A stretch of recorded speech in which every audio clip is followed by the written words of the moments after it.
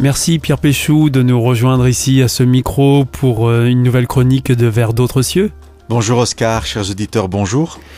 Bienvenue, je rappelle que vous êtes conférencier, pasteur et aussi chroniqueur radio puisque vous intervenez régulièrement à cette antenne pour partager avec nous une réflexion autour de textes que vous choisissez dans la Bible. Aujourd'hui, vous nous proposez de nous arrêter sur un texte que l'on trouve dans l'évangile de Luc au chapitre 11, les versets 34 à 36. Ton œil est la lampe du corps. Lorsque ton œil est bon, tout ton corps aussi est illuminé. Mais s'il est mauvais, ton corps aussi est dans les ténèbres.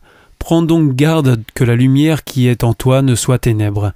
Si donc tout ton corps est illuminé, sans avoir aucune partie dans les ténèbres, il sera entièrement illuminé, comme lorsque la lampe t'illumine de son éclat. Alors Pierre Péchou, c'est un peu étonnant le rôle qui est donné à l'œil dans ce texte. Qu'est-ce que Jésus veut faire comprendre à travers ces paroles ? Jésus dit que l'œil est la lampe du corps. Pour comprendre ce qu'il veut dire, il faut comprendre une autre image, qui est l'image de la fenêtre. C'est-à-dire, vous avez une maison, vous êtes dans une pièce de la maison, vous avez ouvert les volets et la lumière entre à travers la fenêtre. Dans ce sens-là, la source de lumière, c'est la fenêtre, simplement parce que le soleil peut la traverser et éclairer la pièce. Le passage que vous nous avez lu est en fait la fin d'un petit discours que Jésus prononce et qui commence en rappelant des personnages de l'Ancien Testament. Parce que Jésus s'adresse au peuple juif, à une foule juive, et que donc ces personnes connaissent leur histoire. Et Jésus va faire référence à un prophète bien connu qui s'appelle Jonas, et à un roi encore plus connu qui s'appelle Salomon, le fils de David. Alors Jésus relate des événements de leur vie en disant: à l'époque de Jonas, la prédication de Jonas a amené les gens de Ninive à se convertir, à regretter leurs fautes, à se repentir et à accepter Dieu. Voilà pour Jonas. Et Jésus, en parlant de Salomon, dit: quand la reine de Saba est venue voir Salomon, elle a reconnu sa sagesse, elle a reconnu que Salomon était dirigé par Dieu.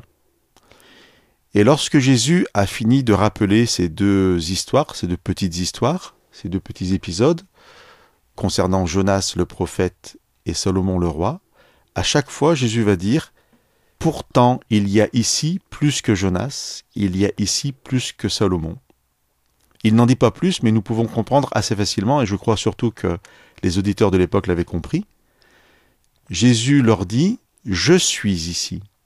En disant cela, c'est en fait un reproche que Jésus adresse à ses auditeurs, parce que lui, en tant qu'envoyé de Dieu, en tant que celui qui va vraiment révéler aux hommes la vraie image de Dieu, et je le répète souvent à ce micro, un Dieu d'amour, un Dieu de miséricorde, eh bien, Jésus fait un reproche parce que les personnes, elles devraient se laisser toucher et arriver à une plus grande repentance que ceux qui s'étaient repentis à la prédication de Jonas, et arriver à la reconnaissance d'un plus grand roi que la reine de Saba qui avait reconnu Salomon comme un roi plein de sagesse. Et alors cette reconnaissance du Messie, de Jésus qui est ici parmi les hommes, elle passe par l'œil, c'est ce qu'il veut faire comprendre ? Oui, Jésus invite les personnes en fait à fixer leur regard sur lui. Je vais reprendre maintenant l'image que j'ai utilisée au début.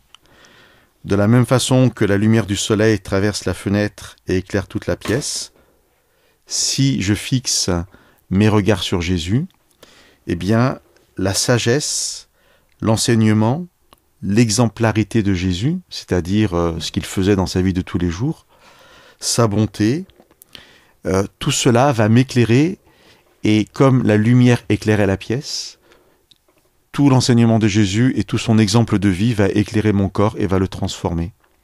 C'est vraiment une invitation, puisque Jésus aujourd'hui n'est plus présent parmi nous, c'est une invitation en fait à trouver dans la Bible, dans la lecture des récits de la vie de Jésus, de trouver vraiment une parole qui va me montrer à travers Jésus-Christ qui était vraiment Dieu, et nous laisser transformer par l'amour de Dieu C'est pour ça que le texte nous parle d'œil bon et d'œil mauvais.